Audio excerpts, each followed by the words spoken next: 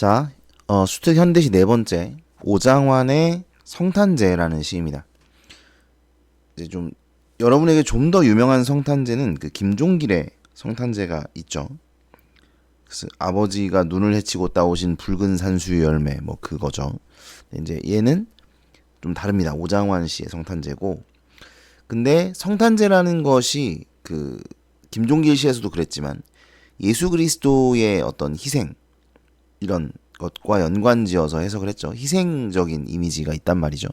얘도 희생이죠. 네, 희생일 수 있어요. 아무튼 누군가의 이제 죽음이 등장하게 됩니다.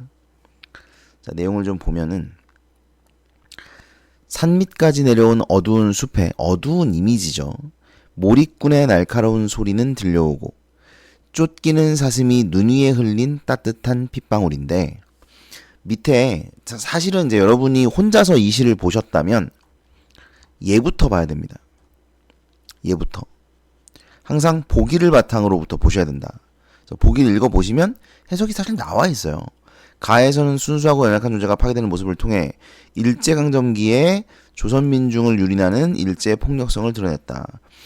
생존마저 위협당하는 조선민중이 생명의 길을 찾기 바라는 소망을 표현하고 있다. 이게 이제 가에 대한 해석이죠. 그러니까 이런 관점에서 가를 봐주시면 됩니다. 따라서 요 사슴을 쫓기는 사슴, 요걸 이제 우리 민족을 해석할 수가 있는 것이고요. 그럼 이 몰입꾼은 당연히 사슴을 잡으려고 오는 애니까 얘는 일제라고 볼 수가 있겠죠. 눈 위에 흘린 따뜻한 핏방울. 이게 따뜻하다는 것은 피를 흘린 지가 얼마 안 되었다는 것이고, 그러니까 이제 피를 흘리고 있다, 죽어가고 있다. 죽어가면서도 이제 도망을 치고 있는 거겠죠. 골짜기와 비탈을 따라 내리며 넓은 언덕에 밤 이스키 횃불은 꺼지지 않는다. 횃불이 꺼지지 않는다는 것은 이 사슴을 잡기 위해서 사람들이 횃불을 켜고 이 사슴을 찾고 있는 것이죠. 그래서 사슴에게 가해지는 위협과 폭력인데 이건 이제 요거에만 해당되는 게 아니고 이거 다예요. 몰입꾼, 횃불, 포수, 사냥개, 표범, 늑대 요것들이 전부 다 사슴에게 가해지는 위협과 폭력을 의미하고 일제를 의미한다. 이렇게 해석할 수 있습니다. 그래서 그것이 이제 밤늦게까지도 계속된다는 것이죠. 뭇 짐승들의 등 뒤를 쫓아 며칠씩 산속에 잠자는 포수와 사냥개. 그러니까 이제 사슴을 잡기 위해서 포수와 사냥개가 며칠씩 산에서 잠을 자고 있습니다. 나이 어린 사슴은 보았다. 오늘도 몰입꾼이 메고 오는 표범과 늑대. 아, 이거는 제가 잘못 쳤네요. 표범과 늑대는 부정리 아니고 여기서는 희생된 애들이네요. 몰입꾼이 메고 오는 거니까. 그죠? 그래서 포수에 의해 사냥당한 다른 동물들을 말하는 것이죠. 다음에 어미의 상처를 입에 대고 핥으며 어린 사슴이 생각하는 것. 아까 그 나이 어린, 이거 나 어린이 나이 어린이죠. 이건 아시죠? 나이 어린 사슴. 얘가 이제 어미의 상처를 핥으면서 생각을 합니다. 그는 여기서 그는 그것은 이렇게 해석을 하셔야 돼요. 그것은 그러니까 어린 사슴이 생각하는 것 그것은 어두운 골짜기에 밤에도 잠들 줄 모르며 솟는 샘과 깊은 골을 넘어 눈 속에 하얀 꽃 피는 약초 색채 이미지가 쓰였죠. 하얀색. 이 하얀색이 색채 대비를 이루는데 이걸 좀 아셔야 되는데 이 색채 대비는 항상 말씀드리는 것처럼 반대가 아닙니다. 그러니까 위에 나와 있는 어두운 수 뭐 이런 거랑 대비다. 물론 대비예요. 대비는 맞습니다. 대비는 맞는데 요 핏방울하고도 대비가 됩니다. 그러니까 이게 좀 더 중요해요. 붉은색과 흰색의 대비. 이게 더 중요합니다. 왜냐하면 흰색이 옆에 있기 때문에 붉은색이 훨씬 더 붉어 보이는 느낌을 받을 수 있거든. 이게 색채 대비의 효과죠. 그래서 하얀 꽃 색채 대비가 쓰였고 핏방울 붉은색을 좀 더 강조하는 기능을 한다. 이렇게 볼 수 있습니다. 그러니까 이제 여기서 샘과 약초를 생각한다는 것은 이 어린 사슴은 어미의 상처를 핥으면서 어미가 낫기를 어미의 생명을 이제 회복할 수 있기를 소망하고 있는 것 이렇게 볼 수가 있겠죠. 아슬한 참으로 아슬한 곳에서 쇠북 소리가 울린다. 이건 뭐겠어요? 숨어 있는 거죠.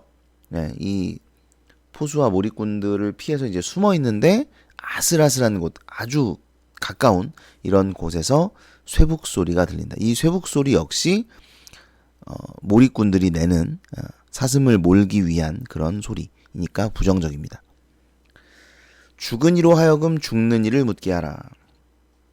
이게 이제 그 성경에 나오는 구절이에요. 성경에 나오는 구절을 차용한 것인데, 이게 제 기억으로는 아마 무슨 베드로인가 무슨 제자예요. 그 예수님의 12제자 중에 한 명에게 이제 나를 따르라고 했나? 뭐 그랬을 거예요.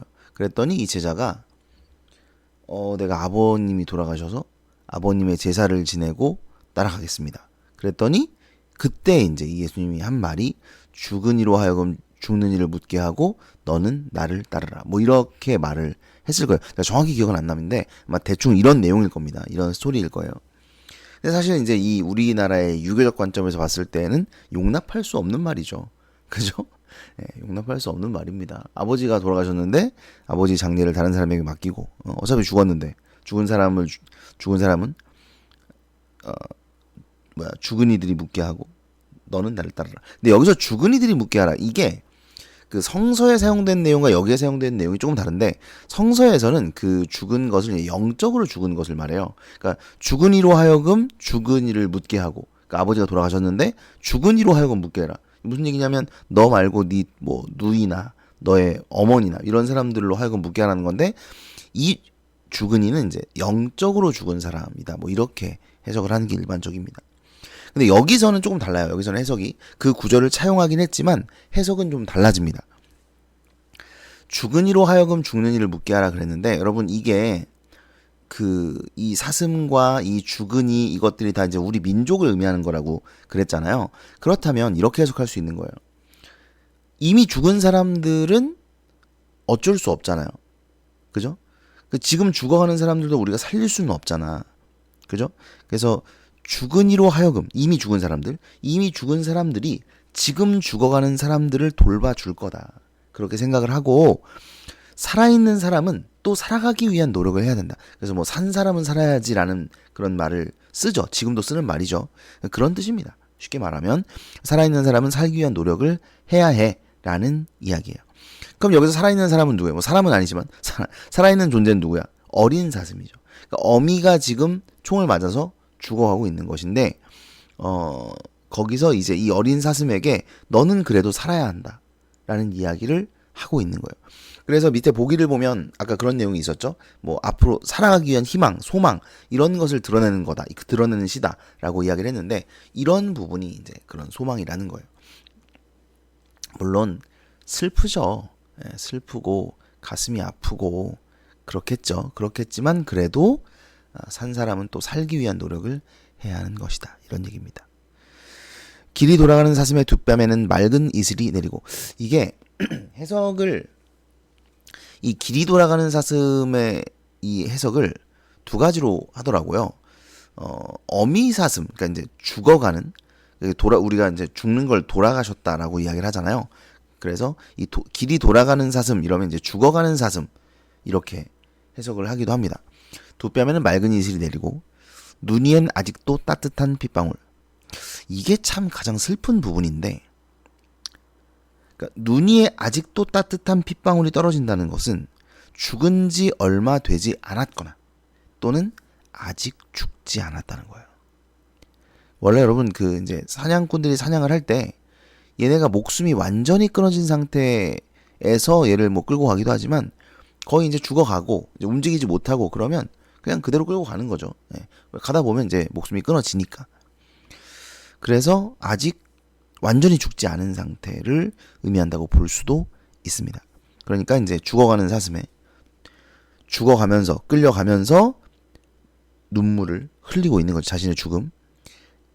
그래서 눈물을 흘리고 있고 피를 흘리고 있는, 이렇게 해석을 하기도 하고, 아니면 요 사슴을 어린 사슴으로 해석을 하기도 해요. 나이 어린 사슴, 새끼 사슴. 그래서 그러면 더 슬픈데, 새끼 사슴의 두 뺨에는 눈물이 흐르는 것이고 눈 위에 아직도 따뜻한 핏방울은 어미가 흘린 핏방울이겠죠. 그러면 이게 어미가 흘리고 이미 떠나고 남아있는 자리에 핏방울이 아직도 따뜻하다. 이렇게 해석을 할 수도 있지만, 이거 내가 너무 슬프게 해석을 하는 건가? 그 어미가 끌려가는 모습을 보고 있을 수도 있잖아요. 그러면 사실 좀 너무 슬프지 않나.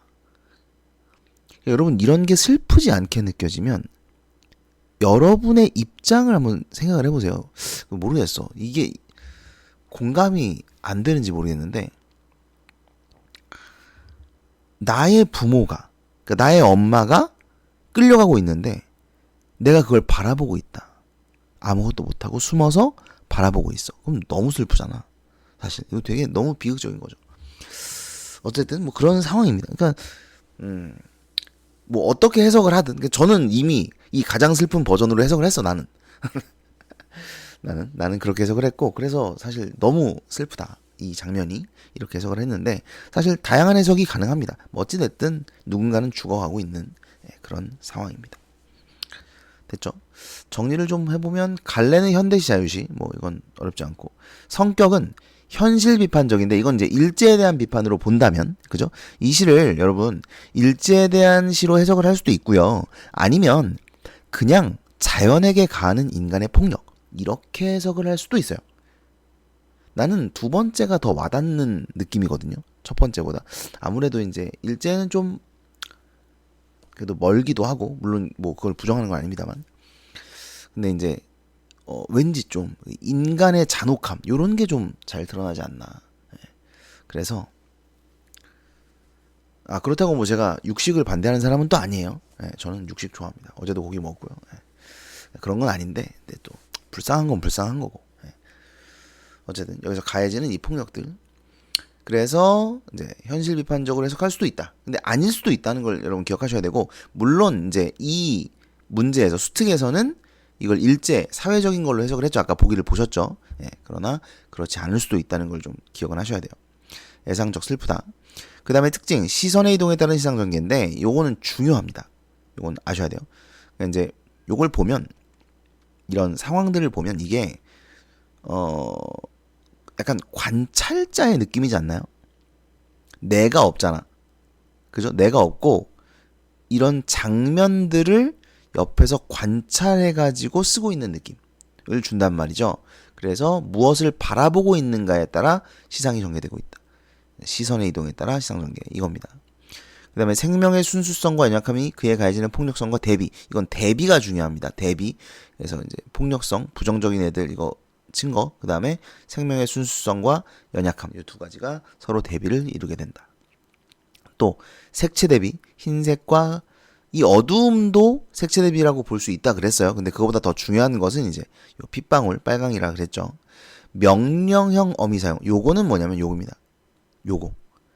여기 한 번 딱 쓰였죠. 그러니까 여러분, 이게 문학이요, 어려워지면 어려워질수록 이런 게 많이 나옵니다. 명령형 어미를 사용하여 어쩌고 저쩌고 이렇게 낸단 말이야. 위시에 대한 뭐 설명으로, 위시에 대한 특징으로 적절하지 않은 것은 이렇게 하고, 명령형 어미 어쩌고 저쩌고를 내는데 이게 딱 한 번 쓰인 거예요. 이런 게 지금 좀 많아지고 있어. 그러니까 올해 수능 보시는 분들이나 이런 분들은 지금 이제 이미 윤석열표 수능 이 나오고 있어요. 물론 이제 완벽한 것은 나중에 28년에 터지지만, 지금은 일단 이제 그 문제 내는 그 꼬라지가 말장난으로 내죠. 말장난으로. 점점 이거를 어렵게 내기 위해서 요런 것들, 한 번 딱 등장시키는 요런 것들을 자꾸 물어봐요. 물론 이게 잘못됐다는 건 아닌데 너무 많아. 이런 게 너무 많아. 그리고 내신에서도 이런 거 많이 나옵니다. 내신에서도 한 번만 딱 쓰인 것들. 왜냐면 웬만큼 내면 애들이 좀 잘 맞추거든요. 특히 내신은. 그러니까 수능 같은 경우는 다양하잖아. 범위도 넓고, 그죠? 그래서 애들이 실수해서 틀리고 뭐 이런 것들이 좀 나온단 말이죠. 근데 내신은 애들이 바짝 그 부분만 공부를 하기 때문에 이렇게 좀 함정 문제를 많이 내지 않으면 좀 애들이 다 잘 봐요. 그래서 함정 문제들을 많이 냅니다.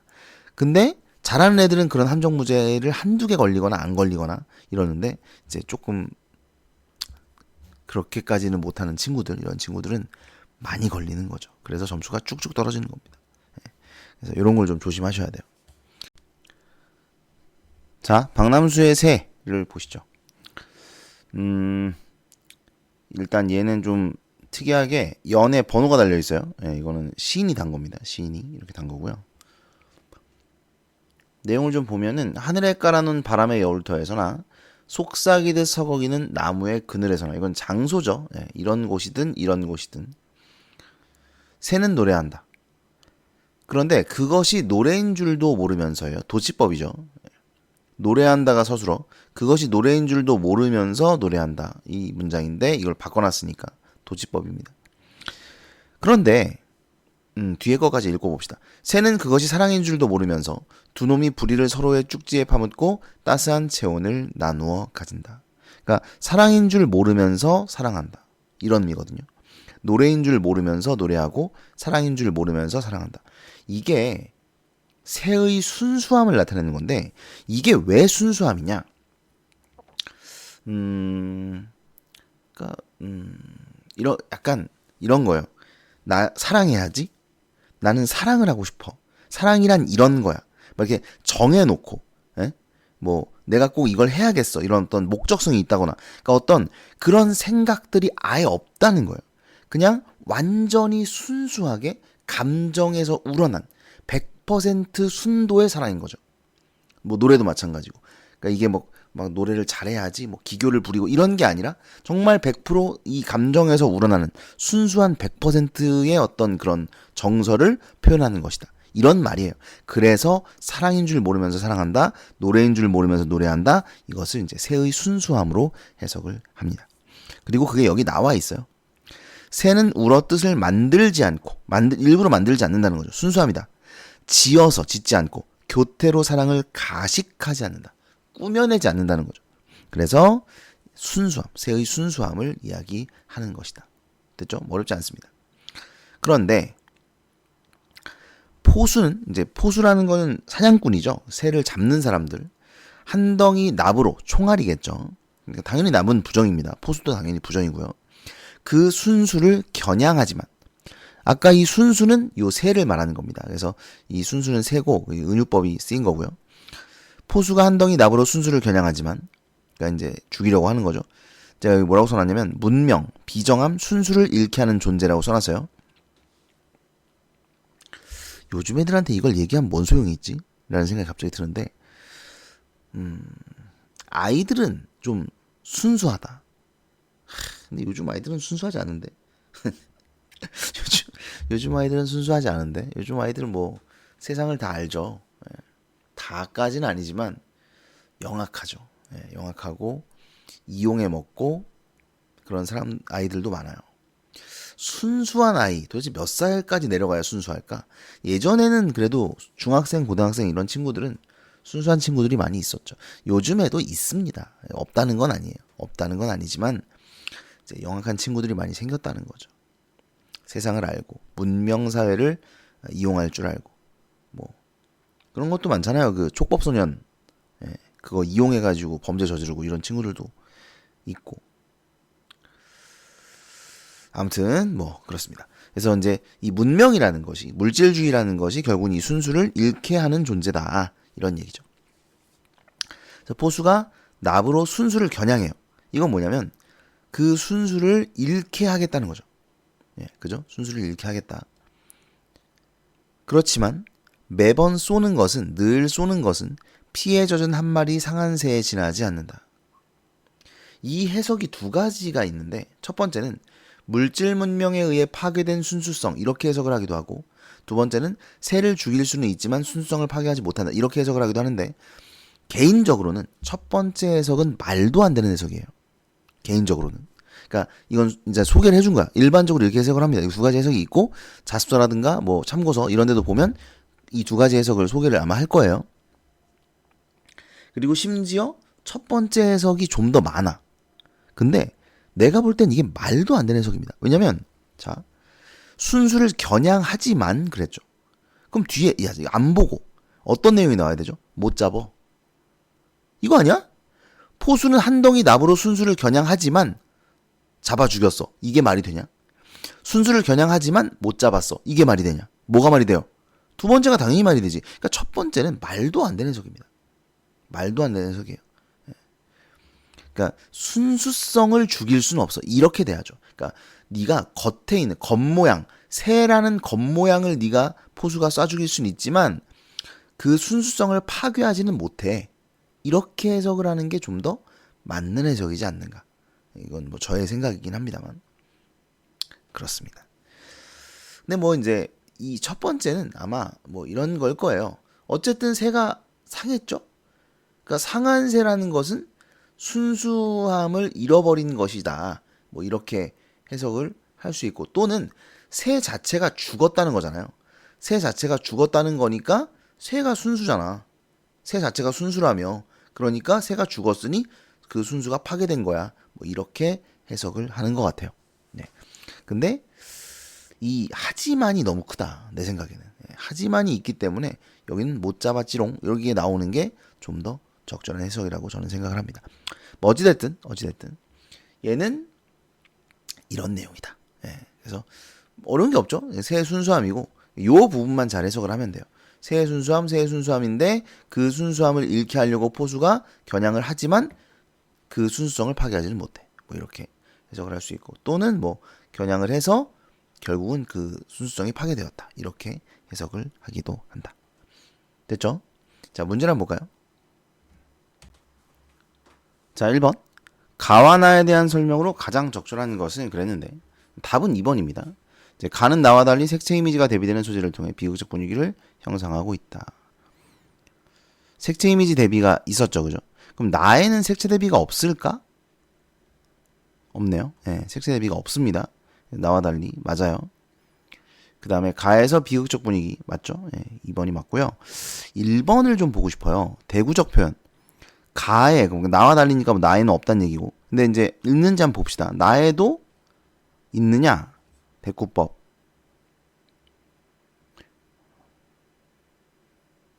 하늘에 깔아놓은 바람의 올터에서나 속삭이듯 서거기는 나무의 그늘에서나. 요 부분을 대꾸로 볼 수 있을 것 같은데. 그죠? 요 부분에 대꾸가 쓰였다. 이렇게 볼 수 있습니다. 그리고 이제 아까 얘기를 안 했는데 하나 생각을 해야 될 게, 요 부분 있죠? 새는 그것이 사랑인 줄도 모르면서 어쩌고저쩌고. 이게 여기 보면 새는 노래한다 그것이 노래인 줄도 모르면서, 새는 그것이 사랑인 줄도 모르면서 이거잖아요. 요게 약간 연쇄 느낌이 있습니다. 근데 이걸 연쇄법으로 보지는 않을 거예요. 연쇄법으로 보진 않아요. 왜냐면 연쇄법은 똑같아야 되거든. 근데 요런 식으로 이제 거의 비슷하죠. 이게 만약에 사랑이 아니라 노래였다면 연쇄법이 맞습니다. 근데 사랑이기 때문에 비슷한 느낌은 있지만 연쇄법으로 보지는 않는다는 거 기억하시고, 그 다음에 가의 대꾸법이 있는지를 보면